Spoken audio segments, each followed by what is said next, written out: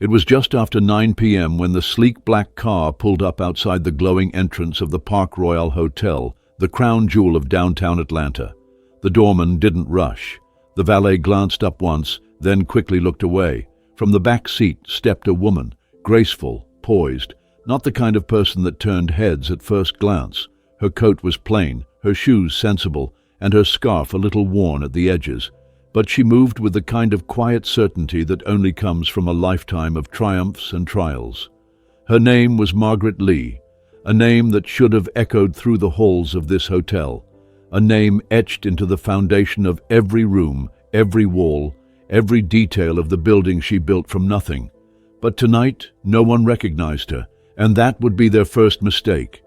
She stood still for a moment outside the doors, eyes scanning the tall glass facade of the hotel like someone revisiting an old dream. And in a way she was. 34 years earlier, this exact lobby was nothing but a blueprint on her dining table. The floor she now stepped across had once existed only in her imagination, drawn with shaky hands after 12-hour days and rejected bank loans. She remembered when this address was a risk, not a monument. Now it was part of a hotel empire with properties in over 20 cities across the country, each one born from her vision. Yet here she was, arriving not as a guest of honor, not as a celebrated executive, but as a tired traveler looking for rest. And no one in the building knew that the woman who had sacrificed everything to build this place was about to be told she didn't belong in it. The lobby was just as she remembered, grand, opulent, dripping in modern sophistication. The lighting was soft, the scent of fresh orchids lingering in the air. Guests laughed in tailored suits and silk dresses. A pianist played quietly near the fountain in the center of the room, and attendants moved with precision. Margaret didn't interrupt anyone. She didn't make a scene. She simply walked with calm purpose toward the front desk, her modest leather bag in hand, her back straight, her presence steady. She arrived at the counter and waited, quietly and patiently, as she had done so many times in her life. The young receptionist didn't look up immediately, her thumbs busy tapping away on her phone. When she did finally glance up, her smile was mechanical, forced by habit. Her eyes quickly scanned Margaret, head to toe, and something subtle shifted in her demeanor. Politeness turned to suspicion, curiosity to doubt. "Good evening," Margaret said gently, her voice rich and warm, cultivated through decades of boardrooms, staff meetings, and investor calls. "I'd like to check in. My name is Margaret Lee. I believe there's a room reserved for me." There was a pause, small, almost unnoticeable, but Margaret saw it. She always noticed the pause, the flicker in someone's eyes when their assumptions collided with reality. The receptionist, a young woman in her early 20s named Emily, tapped the keyboard a little too quickly, her eyes darting between Margaret and the screen. Then her tone changed, subtly but unmistakably. "I'm sorry. Ms. Lee, was it? I don't see your name on the reservation list." Margaret nodded, still calm. "The hotel always reserves a suite for me. I'm the founder." Emily froze, just for a second. Then she blinked, straightened, and adjusted her name tag. "Oh, I see. But you're the founder?" The words weren't said with curiosity. They carried doubt, cloaked in civility.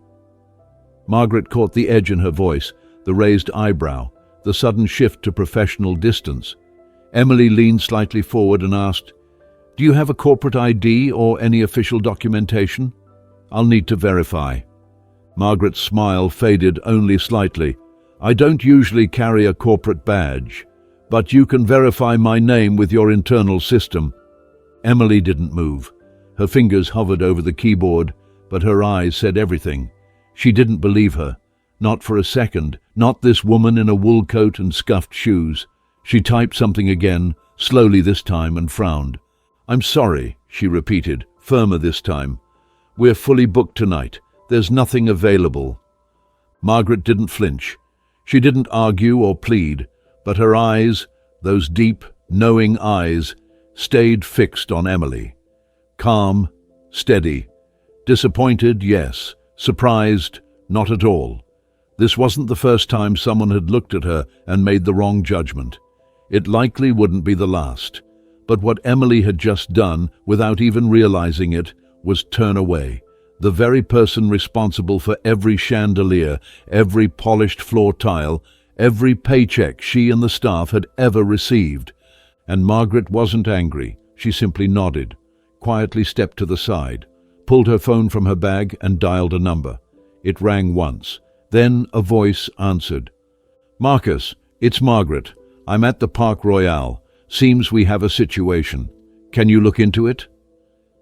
And with that, everything was about to change. Margaret ended the call with a soft click, her hand steady as she slid the phone back into her worn leather bag. She didn't raise her voice. She didn't cause a stir. She simply stood, not more than a few feet from the front desk, waiting. Her calmness wasn't out of defeat. It was the kind of poise born from years of learning exactly when to speak and when to let silence do the talking.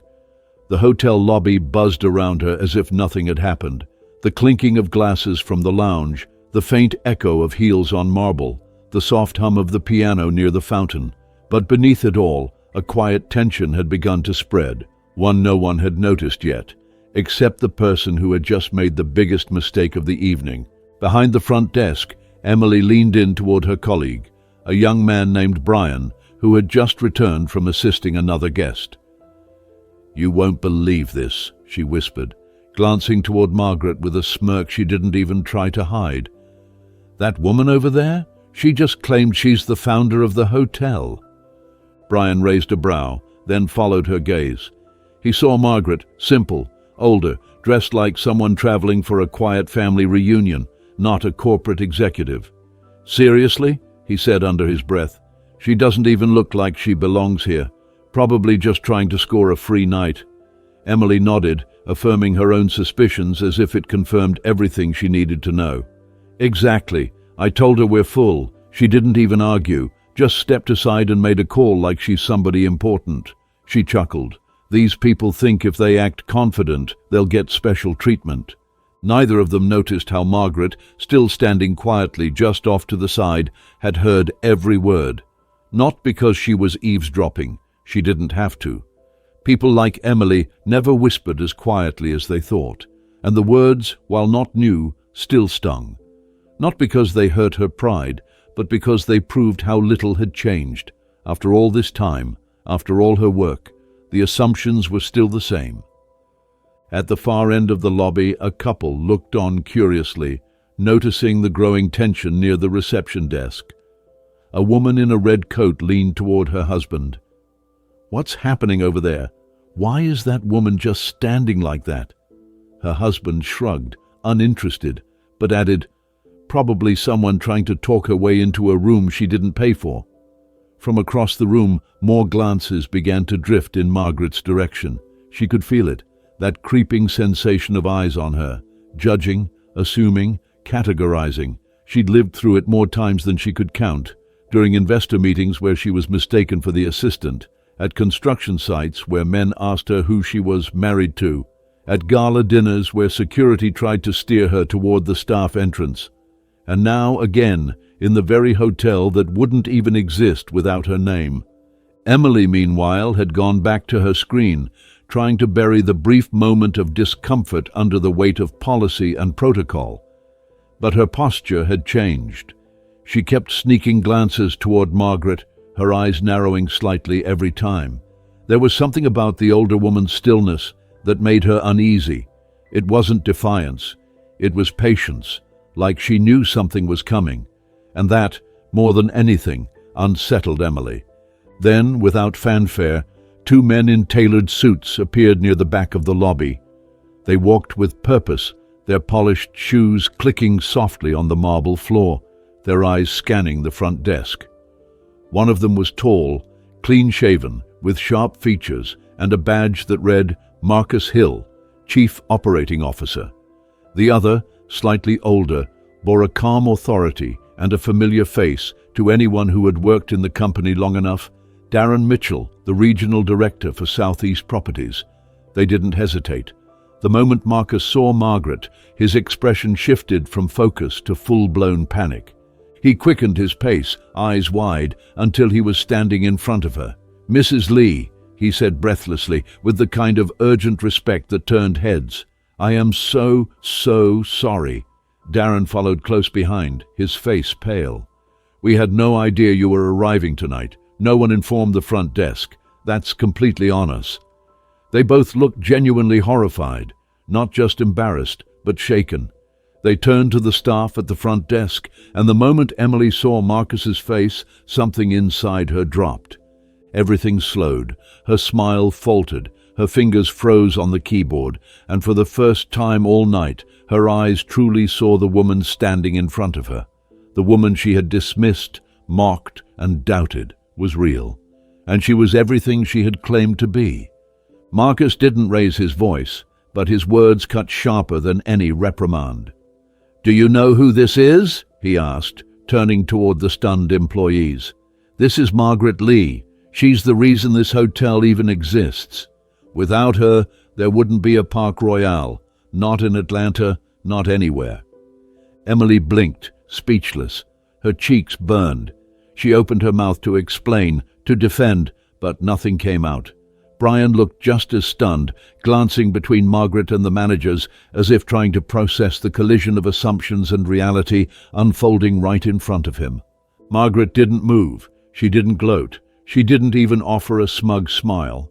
She simply gave Emily a long, quiet look, one filled with decades of disappointment, understanding, and unspoken strength.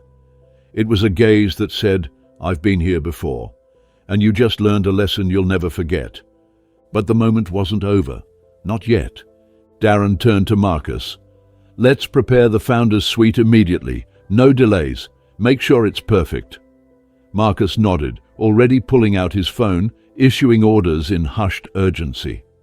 Emily stood rooted in place, watching as staff began to move with sudden speed and purpose. The same woman she had turned away was now the reason every floor was being alerted. The reason her manager's hands were shaking.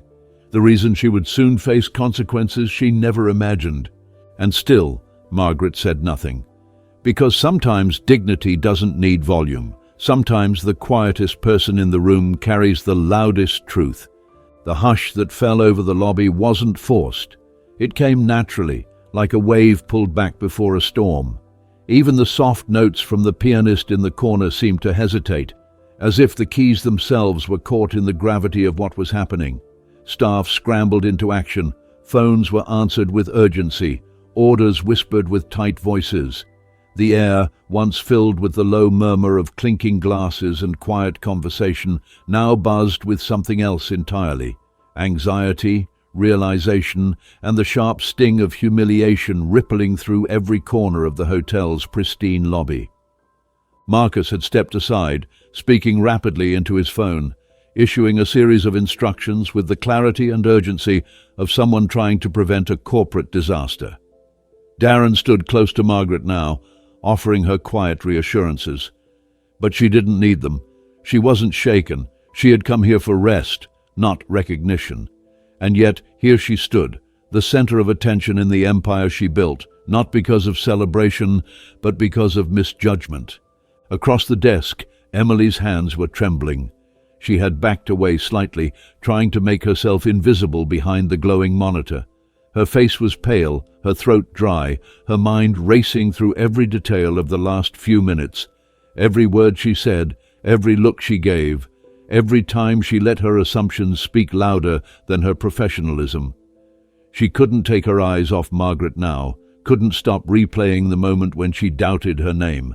When she dismissed the calm voice and kind face as someone trying to cheat the system, and now that same face, still composed, still patient, was being revered by the highest-ranking people in the building. The guests had noticed. Of course they had. Some had even begun to murmur, heads turning more obviously now, phones discreetly lifted to capture what they sensed was a moment worth remembering. A few of them, realizing what was unfolding, were already starting to whisper apologies under their breath, as if trying to separate themselves from the quiet contempt they'd shown moments earlier. That older woman in the plain coat, She was the Margaret Lee, the one they'd seen in business magazines, in documentaries about black entrepreneurship, in profiles that highlighted her as a trailblazer for women in leadership. And yet, standing quietly among them, she hadn't needed her fame. Her silence spoke volumes more than their recognition ever could. One of the guests, an older woman in pearls who had been sitting nearby, nudged her husband. "I can't believe we just watched that happen," she whispered, her voice laced with shame. She didn't even raise her voice. Her husband looked on, nodding slowly. She didn't have to. And then it happened. Marcus ended his call and returned to Margaret, his expression now filled with both reverence and resolve. "Your suite is being prepared right now, Mrs. Lee. I've asked the housekeeping director and the concierge to handle it personally. We've also arranged for a late dinner to be brought up. Anything you need, we'll make it happen." Margaret nodded once, not to reward him, but to acknowledge the effort. Her dignity remained untouched, not a single crack in her composure. But then she turned her gaze, just slightly, toward Emily. That one look carried more weight than any reprimand could ever hold. It wasn't cruel, it wasn't angry. It was simply disappointed, and in many ways that hurt more. Marcus followed her eyes and turned too. "Emily," he said quietly but firmly, "I think you owe Mrs. Lee an apology." Emily opened her mouth, then closed it again. Her throat tightened, her pulse thundered in her ears. For a split second she considered pretending it hadn't happened the way it did. But Margaret's eyes, still steady, stripped away every excuse before they could be spoken. Slowly, Emily stepped forward. I'm so sorry," she said, her voice barely above a whisper. "I didn't know. I didn't mean to." But the words fell apart, because even she knew they weren't enough. How could they be? How do you apologize for a kind of harm you didn't realize you were capable of until it was already done? Margaret didn't respond. She simply turned back toward Marcus and said, with a gentle firmness, "I'm ready for my room." And as she walked away, escorted by two of the hotel's top executives, the entire lobby seemed to shift. A hallway cleared, heads turned.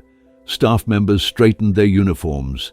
Every step Margaret took was a quiet lesson, echoing through the hearts of everyone who had just witnessed what dignity looks like when it's tested and never breaks. Emily didn't move. She watched Margaret disappear into the elevator, her heart sinking deeper with every floor the number climbed. Not because she feared the consequences, but because now, for the first time in her young career, she understood what a mistake really looked like.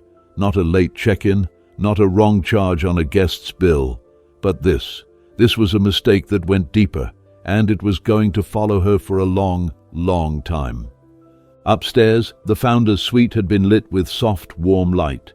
Fresh linens were being laid out, a tray of late-night tea and fruit set by the window overlooking the Atlanta skyline. Margaret stood quietly inside the room as Marcus and Darren stepped back, offering her privacy. She thanked them with a nod, then moved slowly toward the window. She didn't cry. She didn't fume. She simply looked out over the city she helped shape, the skyline she once dreamed of seeing from this very view. And down below, in the lobby where judgment had met its reckoning, a lesson had been planted, one that would grow long after the night ended. Morning broke over Atlanta with golden light spilling between the buildings, washing the streets in a soft amber hue. Inside the Park Royale, the hotel's grand meeting room had been prepared long before most guests even stirred from their sleep. A large oval table stood polished to perfection, fresh coffee brewed and chairs neatly arranged. But despite the flawless setup, the air inside the room was thick with unease. The hotel's senior staff had been called in early. No one needed to ask why. They all knew. Word of the incident from the night before had spread like wildfire. But it wasn't the scandal of it that unsettled them. It was who had been at the center of it, and more importantly, how quietly she had handled the entire situation. Margaret entered the room without announcement. She moved with the same calm composure as always, a presence that filled the space not by volume, but by gravity. The room quieted immediately. Conversation stopped. Chairs straightened. No one dared speak. She didn't take the seat at the head of the table right away. Instead, she walked slowly around the room, her gaze meeting each face, some familiar, some newer. When she finally sat, her silence lingered a few beats longer than expected, long enough for a few hearts to pound just a little faster. Then she spoke. Not with anger, not with confrontation, but with quiet strength. "What happened last night," she began, "was not new to me." Her voice was calm, her hands folded on the table. She didn't look at anyone in particular, yet it felt like she was speaking to each person directly. "I've spent decades in this industry, building, sacrificing, fighting battles that had nothing to do with business plans or market competition, battles for respect, for recognition, for the right to be seen as more than just a black woman in a nice coat. And for a long time, I believed that if I worked hard enough, if I succeeded big enough, I would eventually outgrow those battles. But last night reminded me, some things don't go away just because you've made it to the top. Some things need to be unlearned, systemically." She paused then, letting the words sink in. "I don't blame one person for what happened. I don't need an apology shouted down from every department. What I need, what I expect, is change."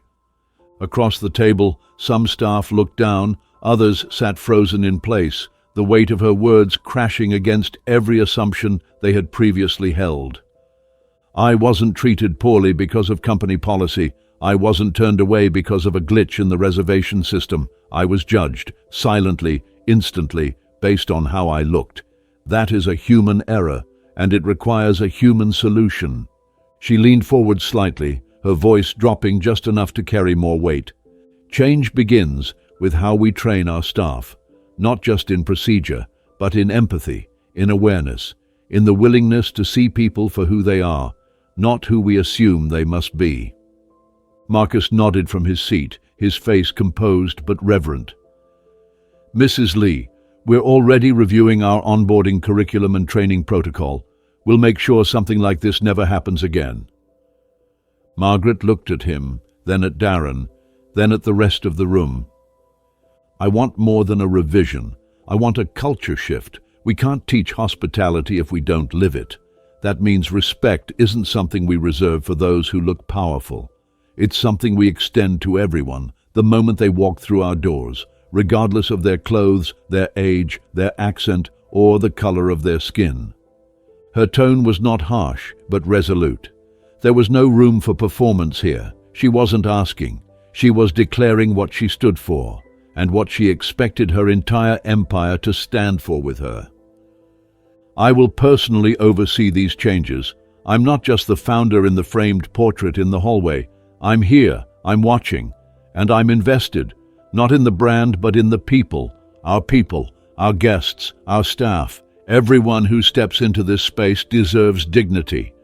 The room was still, no one moved. Not because they were afraid, because they understood. Every word carried the weight of someone who had lived through every form of disrespect and chose again and again to respond with integrity. They weren't just hearing a mandate. They were receiving a lesson, a masterclass in leadership, delivered not with charts or graphs, but lived truth. When the meeting finally concluded, Margaret stood up and offered one final statement. "I didn't come here for confrontation. I came home. Don't make me feel like a stranger in my own house ever again."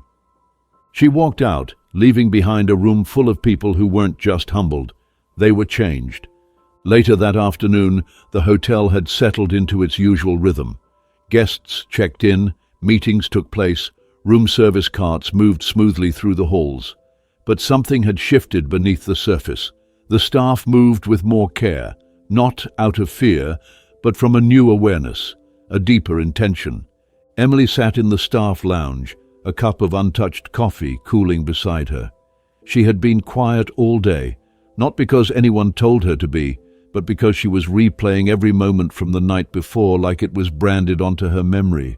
She had apologized, yes, But it didn't feel like enough. Not to her. She needed to say more, to do more.